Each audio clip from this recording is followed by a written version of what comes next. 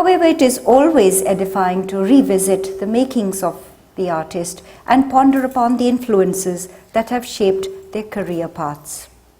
For Avtarjeet Dhanjal, the springboards for his work are the earthiness of the rural landscape of Punjab, the collective consciousness of India's spiritual heritage, and an intensely sensitive search for a sense of being and belonging amidst the chaotic Western urban milieu. These elements coalesce in his ever-evolving sculptures that explore and articulate the human condition. The folk paintings, shrine furniture, and devotional images that thrived in his native town were perhaps the seeds that grew into his early sign paintings and commemorative figures. Focused study at the College of Art in Chandigarh followed, where he honed his talents in sculpture. In fact, one of his first pieces, a delicate female form that he carved out of a block of wood, was purchased by the Chandigarh Museum. Then came travels to East Africa, a one-man show at the Woodstock Gallery in London, a postgraduate course in sculpture at the St. Martin School of Art, and an industrial sponsorship.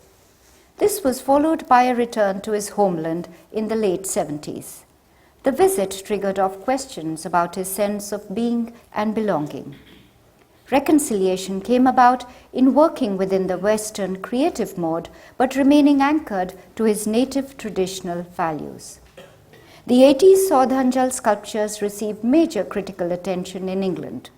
His ideas blossomed in a series of commissions for environmental sculptures in Slovenia, South Wales, Wolverhampton, and Cardiff. These permanent installations consist of sculpted forms of stools, benches, steps, wells, and pavement slabs, mostly inspired through watching children at play in these places. The 90s brought a retrospective survey of his work over 25 years and the publication of a monograph. He led a seminar, Shaping Histories, Imagining Futures, at the Intergovernmental Conference on Cultural Policies organized by UNESCO. Dhanjal's interventions in the environment intensify one's presence and sense of self. We, the viewers, complement and complete the sculptural process by our orchestrated, almost ritualistic actions, whether it is to light a candle or walk on paving stones. Thus, we become participants of sorts in the creative journey that he has initiated. Today, we are privileged sitting here to become participants of a different kind in Dhanjal's art. We welcome you, sir.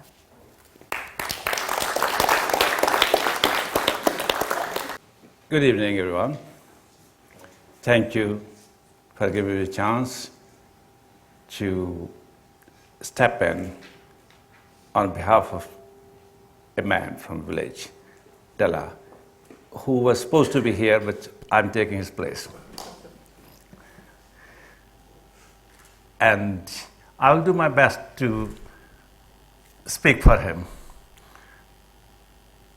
but I'm not Avtarjeet. Okay, let's go. Let me try. This man, when he was growing up in a village, he had really no idea what art was and what is supposed to be. And he just was curious. He wanted to read books. There were no books around. But still his curiosity was very strong. And slowly, one day, there was a professor in his neighborhood who gave him a book which was modern French painting. When he opened the book, he realized, my God, there's a whole new world out there. And that gave him the curiosity to pursue further, and finally he ended up at the School of Art here. School of Art gave him some idea of what art is. So, like all other students, he followed that idea of art.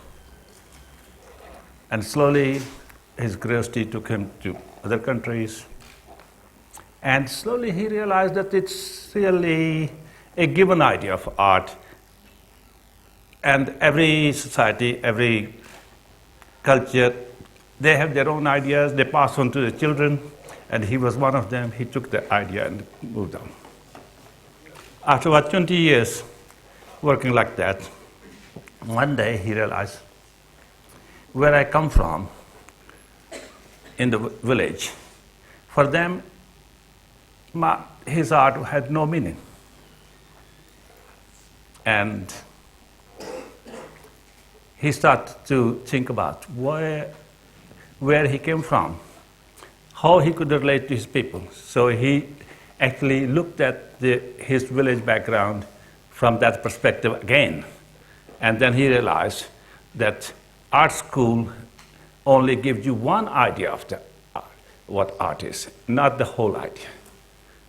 And so it's always left to the discovery of individual who comes out of art school or even alive, comes living on this earth, to discover his own interpretation of the art or even of life. Recently, he took a course by an American professor.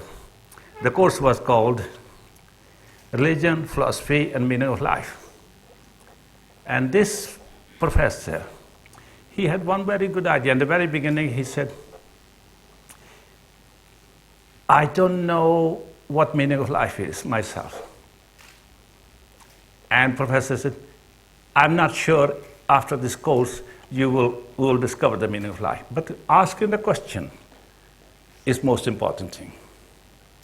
That if you sincerely keep asking the question what the meaning of life is, then one day you will realize you're living the answer. So this is a kind of revolution. So this young man called Avtarjeet, he kept on searching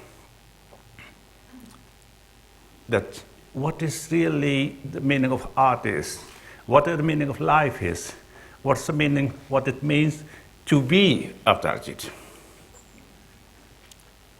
And at one point, after a lot of traveling here and there, many countries, and when one day the International Institute in London, the director came to him, he said, we want to celebrate your 25 years work.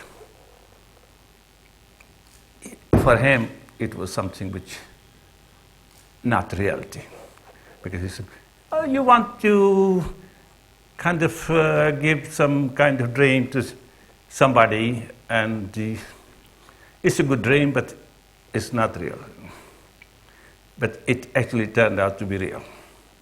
Then he had his shock. He said, this young man from the village, how could he be kind of put in a pedestal like that, that an international institute is celebrating his work? And he, being a thinking person, after this celebration, he said, I need a break from this point. And since then, what he started to do is to catch up with his reading, because from childhood he was curious, he wanted to read. So he went through reading the classics from Old Testament, from Sumerian times, to even most recent discussions on quantum physics, reality at the quantum level. So all those things, and what he was trying to do through this reading, that what really realities around us, what is surrounds, why, how do we, as an artist, as an individual, as a philosopher, as a scientist, as a religious person, we all have our own interpretation of that reality. And that's actually kept him engaged last 15 years to searching for what reality is. That's, I believe, the role of any artist. They are trying to interpret the reality. They search they try to explore. If the artist gives some new interpretation, that's what I think he's done his job. At the same time, now I think you are expected me to show his work, but I could show you the work. There are a few kind of objects this man, Avtarjeet, made. And they were the objects. They are, historically, if he still accepts his history, which I'm a foreigner to that history. I really feel alien to that history. I'm just taking his place. But Avtarjeet also feels that this was a period when he was carrying on the idea of what a sculptor does, and he kept on doing these things, and people were happy to let him do that. So there was several chances. This was 1982, and later on there were some other commissions. This was in Birmingham, that was in Banbury, and these are the objects which, like any other objects, there are buildings behind there. They're also objects. So I personally, myself, an outsider, I don't think it's a great kind of achievement to be able to make these objects, because people everywhere in the world, in India, people are making objects, their houses to live in, as they want.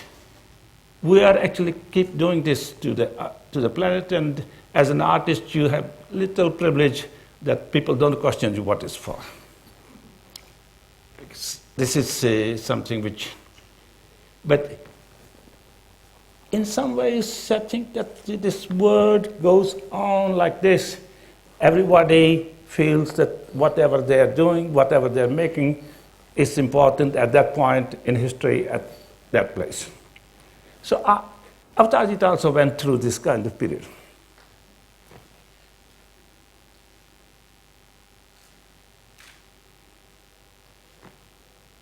These are that period, objects of that period. And he, being a conscious man, he sometimes tried to give extra meaning to these objects, like this object, which was in Slovenia. Behind that wall, the stone wall behind, there is a big sculpture park built, set around a monastery, 12th century monastery, which is turned into a museum. And there were, when he arrived there, and he realized that there are already 70 or 80 sculptures there, and he thought, if we make one more, and would it make any difference? But then he realized that one day he didn't get to work straight away. He waited for 3-4 days to think about whether really, even if there's a chance to make one, should he make one? And then one day when he saw there were young students, they were actually walking. There was a road on this side of this area, and they used to walk up and down every day, going to school from 2 or 3 villages up the hill. And he remembered, yes, he also walked from his village to the next village, and halfway they used to stop in summer under a big tree. There was a small well, drink water. And these kids, students, didn't have that well or place to stop. He said, that's a better reason to make an object, that these students walking by, they can stop. So this is, he felt that this is a better reason to make this object than just to say it's a sculpture, it's in own right. So then there was one more thing what he wanted to add was that if you, on the other side there are a few seats and there's some steps, and you can actually look inside, and also one person at a time can go and sit inside. And when you sit inside, what do you see? Can you go to the next image? You look at the sky by yourself. It connected him as a young man when he used to sleep on the roof terrace of his village home that looked at the stars and sky by himself when everybody else was asleep. Or when he visited a rocky kind of place called Montserrat near Barcelona. And when he sat down on the rock, he realized that all the man-made things disappeared. He was sitting under a blue sky. These kind of moments, they stayed with him. And he produced, he wanted to give the same experience to young people if one of them at the time sits inside and looks at sky, because he had no choice just to look at sky. And it also kind of makes a connection, because I remember at his grandmother's place, there was a small well, and he used to, as a kid, he would go over the parapet and just look into it. It will give him, water was so deep, give him a little kick in the pit of the stomach. Just a little shock. These kind of moments, they stay with human beings. I believe that's what he was trying to do. And let's go to the next one.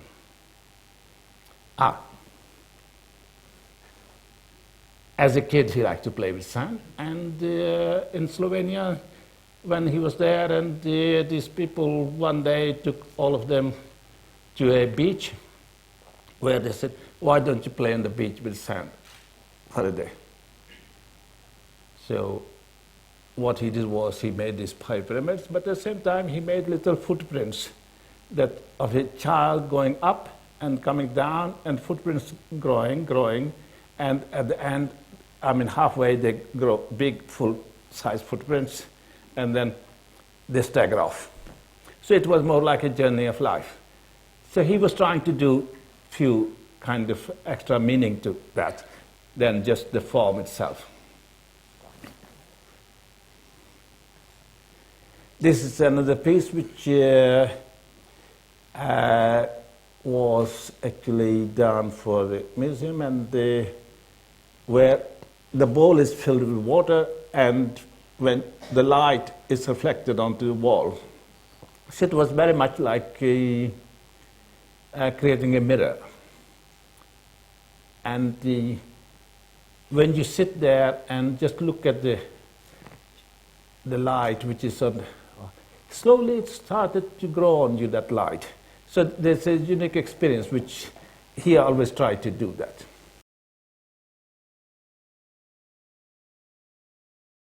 Then one day he was placed, which he liked to discover, he was placed in a gas company's research center where he could choose to do anything. And he remembered from his village the little lamps and the fire burning in the fireplace. So he said, this was he said, why not use the gas and light something and see what else can be created. So from there on, he started to use fire as a material, sculptural materials. Next one. And he was invited to St. Louis Arts Festival, and where what he did was he casted this in a factory, this wax factory. He casted big candles. You can see it's quite big candles. He planted them, and with the help of another sculptor, who is luckily sitting here, Ger Ruppert. And he came with him, and planted the candles and lighted them. Next one, please. Listen. You can see Ger Ruppert shadow, kind of moving image with him. And in the evening, at dusk, when these candles were lit, they made quite high kind of flames, and the water exaggerated enhanced the light.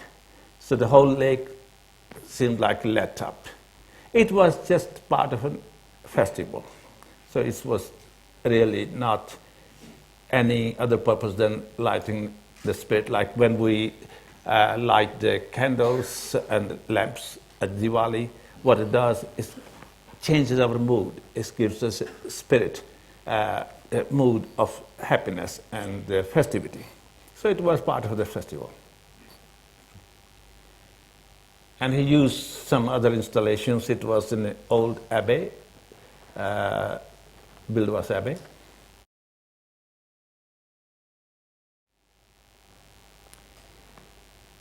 Well, he was exploring little beyond the actually making the objects. And he experimented with various materials, and this is coal dust.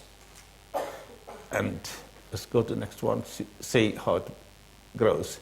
And here he's spreading it around and see if this will actually give him a, you know, when you look at something dark and slowly it starts to grow on you, you start to walk into that darkness. And let's go to the next slide, which will be more clear.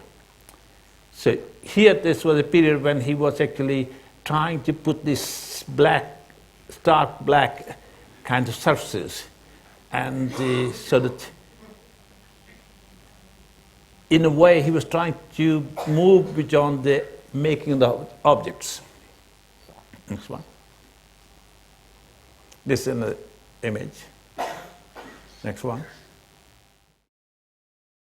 So this is also in Copenhagen, in the gallery in the dawn, and he did this. And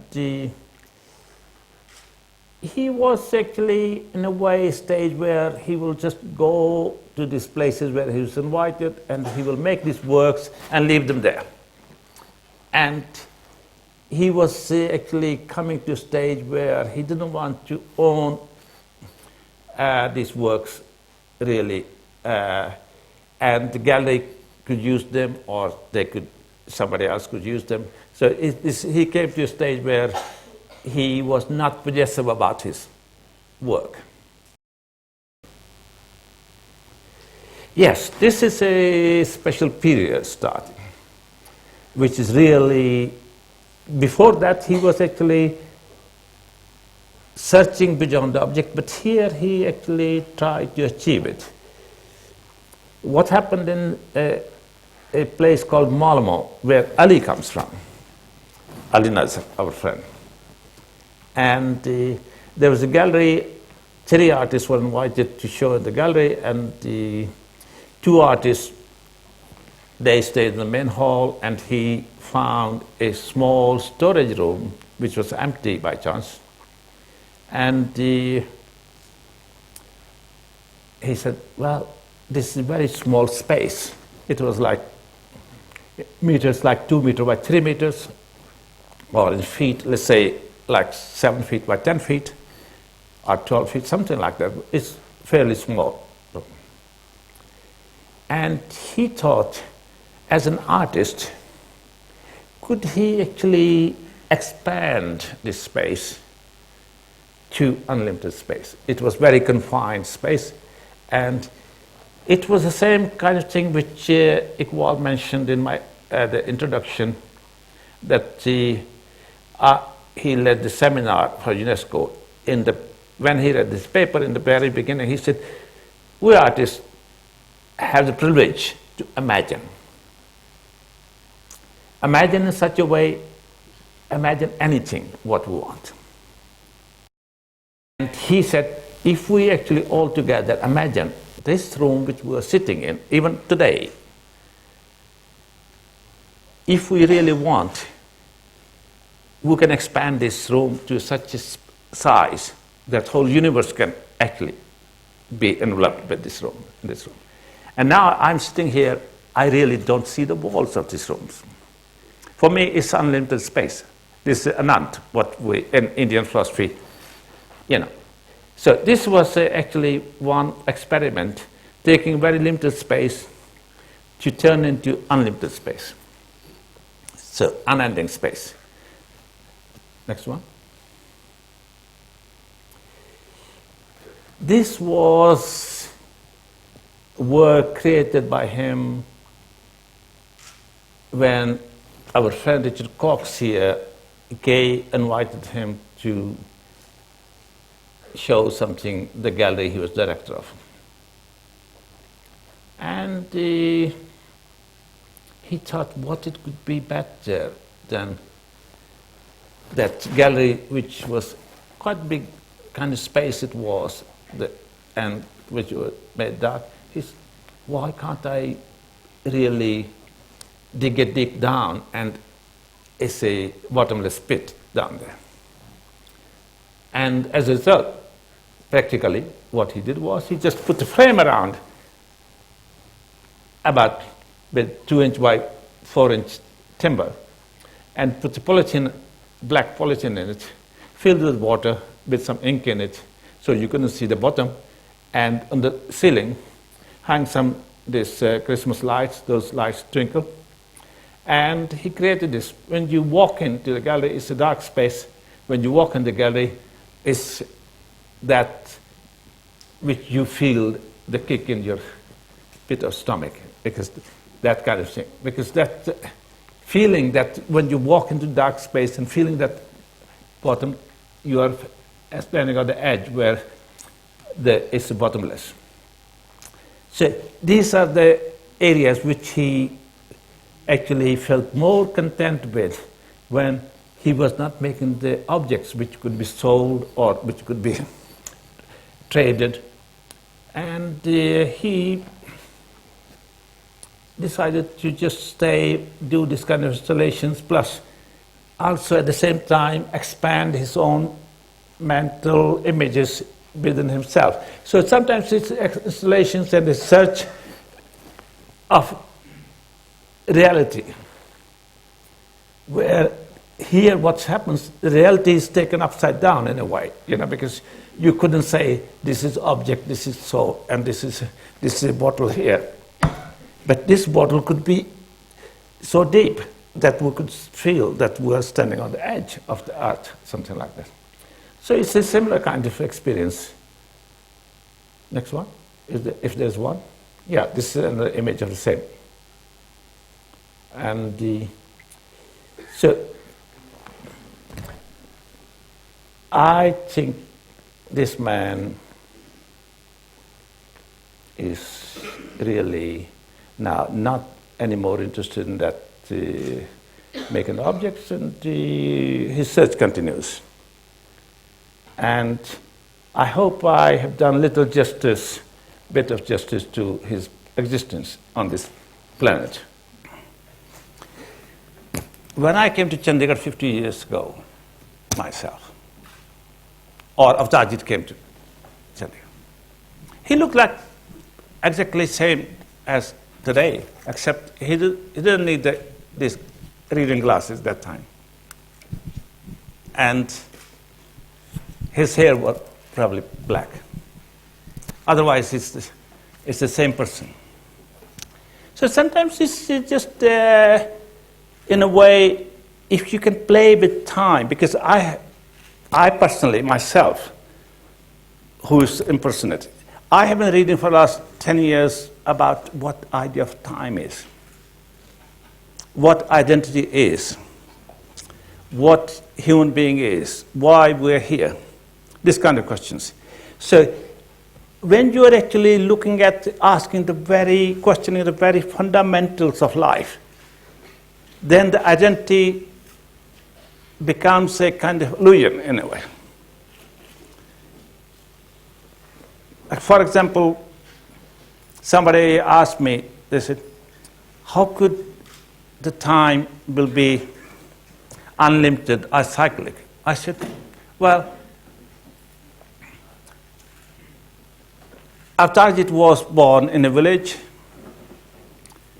and he may grow old and he may die one day.